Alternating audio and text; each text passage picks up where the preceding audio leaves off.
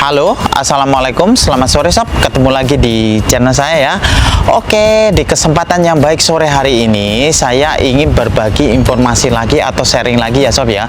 Sore hari ini saya akan men-sharingkan yaitu tentang hak dan kewajiban. Nah, sebenarnya hak-hak apa saja sih yang harus kita perjuangkan selama kita itu masih bekerja di negara Taiwan ini, dan kewajiban apa saja yang harus kita kerjakan selama kita itu masih bekerja di negara Taiwan ini. Oke, nggak perlu berpanjang lebar lagi, kita langsung aja masuk di pembahasannya.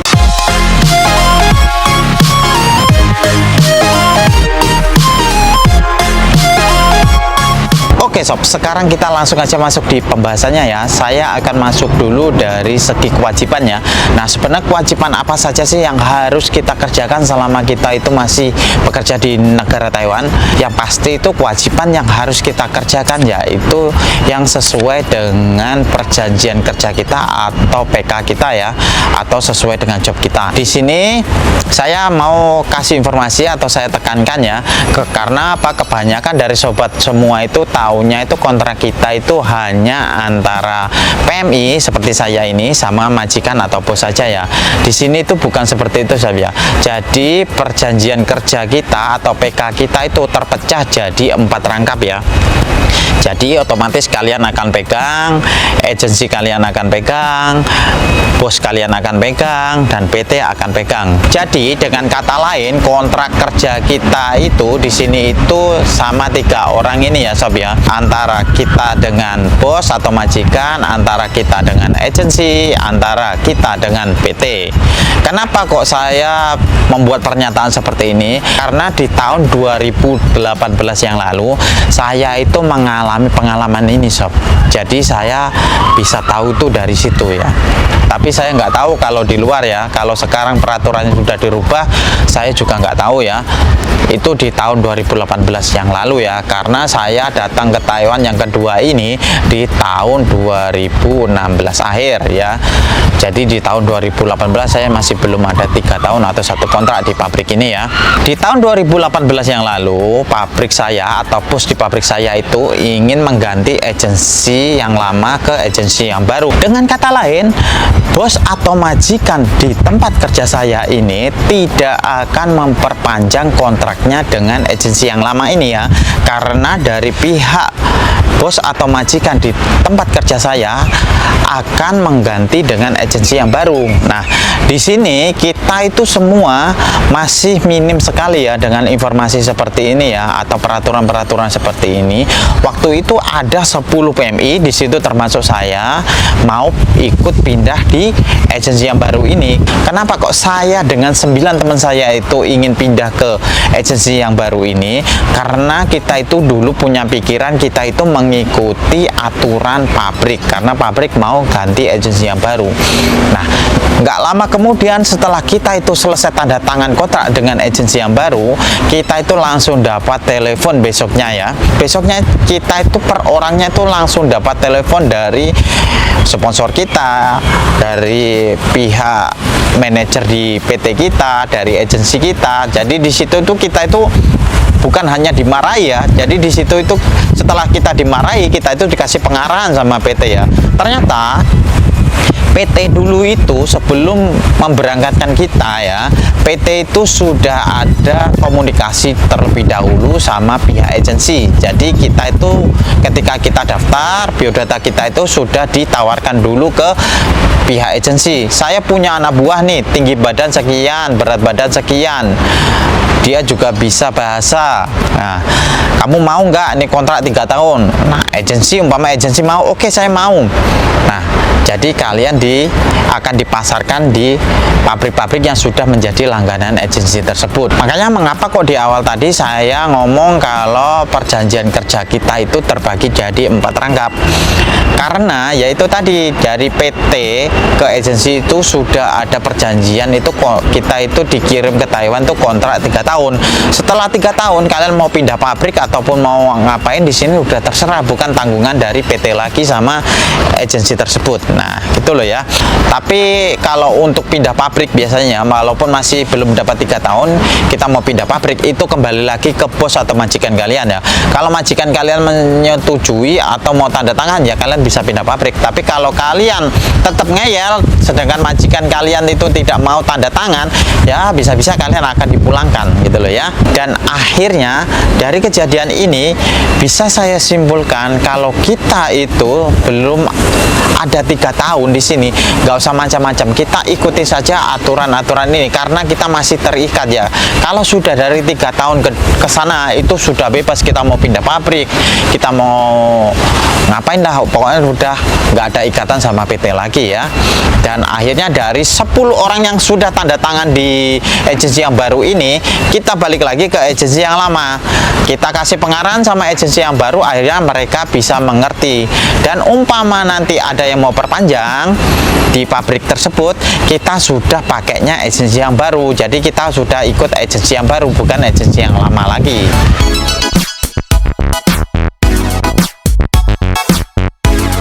Pekerjaannya tidak boleh dilakukan selama kita itu masih bekerja di negara Taiwan, yang pasti itu di luar job atau perjanjian kerja kita ya.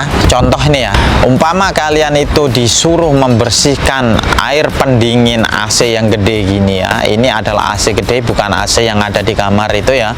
Ini AC yang dalam skala gede ya. Ini biasanya air pendinginnya ini berada di belakang ya.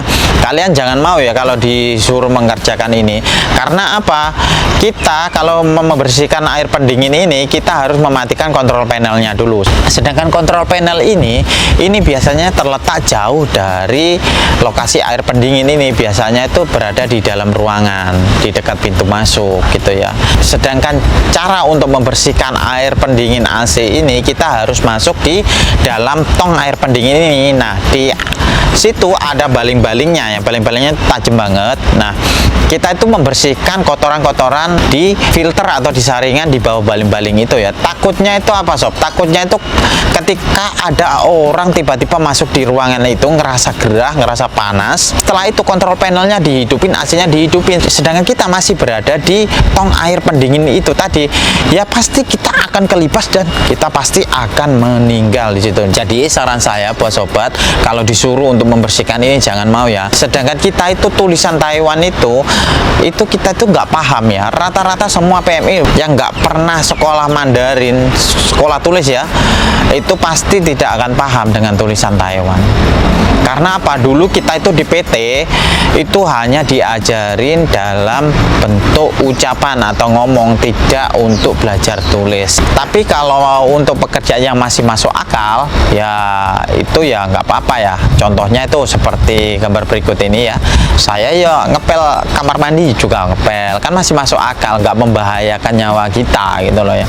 Terus memisahkan sampah dari sampah plastik ke kertas ini ya, itu masih masuk akal, ini nggak apa-apa gitu loh, karena masih dalam ruang lingkup pabrik dan tidak membahayakan keselamatan kita.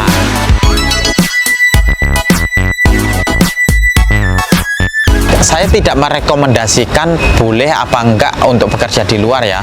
Kalau menurut aturan ketenagakerjaan Taiwan itu tidak boleh ya.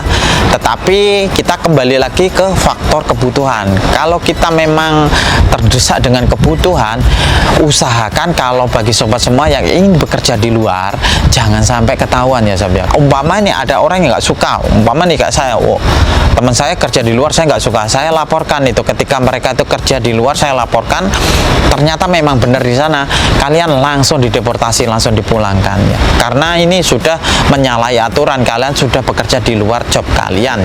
Jadi kalau ditanya seperti ini, jawaban saya tidak boleh ya. Tapi saya juga tidak merekomendasikan, kembali lagi ke faktor kebutuhan. Umpama kalian ingin bekerja di luar seperti ini, ya kalian hati-hati sendiri lah ya. Oke sob, sekarang kita masuk di poin yang kedua, yaitu hak-hak apa saja yang harus kita perjuangkan selama kita itu masih bekerja di negara Taiwan ini. Nah, untuk hak sendiri yang pasti itu yang paling dominan sekali yaitu ada namanya gaji. Ya, yang pertama itu gaji. Yang kedua itu ada libur atau cuti. Ya. Yang ketiga ada dokumen ya. Oke, saya akan mulai dulu dari gaji. Setiap orang bekerja pasti berhak untuk mendapatkan gaji. Umpama nih gaji kalian itu diperumit sama bos kalian, kalian jangan ambil keputusan sepihak. Nah, keputusan sepihak itu apa? Contohnya itu kabur, tidak mau lagi kerja di situ, kita milih jadi swasta. Ini tolong selesaikan dulu dengan baik-baik ya. Kalian ngomong dulu sama agensi, nanti mungkin agensi akan membantu kalian untuk ngomong ke pihak mandor ataupun ke bos kalian ya. Yang kedua itu yaitu ada cuti atau libur ya. Namanya orang kerja itu wajib yang namanya istirahat atau cuti ya. Umpama nih pabriknya lagi kencang banget, kerjaan lagi banyak nih ya, hari Sabtu Minggu kalian suruh kerja. Nah, ini kembali ke kalian sendiri ya sob, kalian tuh mau nggak gitu loh ya. Yang ketiga di sini ada dokumen ya. Nah, dokumennya itu apa saja? Yang pertama yaitu yang sudah saya singgung di awal tadi, yaitu adalah PK, surat perjanjian kerja kita. Yang kedua ada paspor. Yang ketiga di sini ada buku tabungan. Umpama kalian itu ada nabung wajib, buku tabungan ini harus kalian pegang sendiri ya. Nah, dari ketiga dokumen utama ini tadi, yang paling utama yang harus kalian pegang itu yaitu adalah paspor. Kenapa demikian? Karena nyawa kita di luar negeri, entah itu TKI, entah itu wisatawan, semuanya itu adalah paspor. Nah, kebanyakan dari sobat semua itu salah pahamnya nih di sini, dikiranya itu yang paling utama adalah ARC.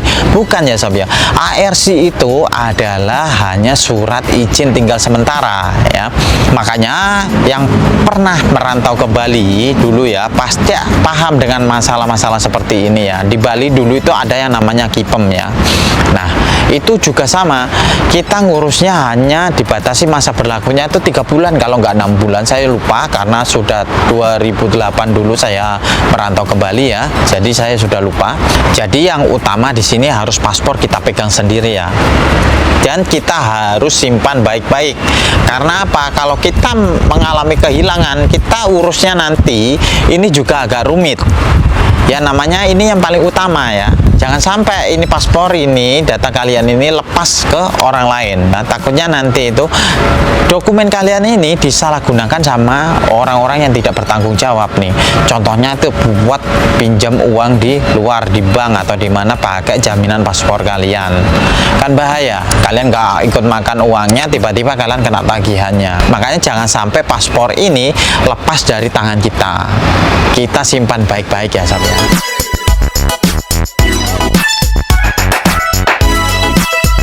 Dari hak-hak kita tadi ini, umpama hak-hak kita ini tadi tidak terpenuhi, kita bisa ngomong dulu ke agensi kita ya. Karena rata-rata PMI atau TKI yang datang bekerja di Taiwan itu rata-rata pakai jasa agensi ya. Jadi kita ngomong dulu ke agensi tentang hak-hak kita untuk suruh memenuhi ya. Umpama nih agensi sudah angkat tangan tidak bisa bantu, ya terpaksa kita bikin pengaduan ya. Tapi saran saya kalian jangan ngadu dulu ya. Kalian tuh konsultasi dulu. Umpama sudah mentok baru kalian ngadu.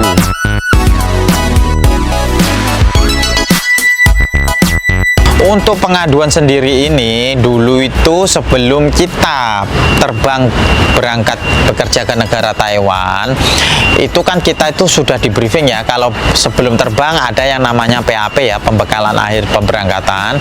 Di PAP itu sudah tertera jelas nomor-nomor yang bisa dihubungi untuk pengaduan apabila kita itu mengalami masalah selama kita itu masih bekerja di negara Taiwan itu.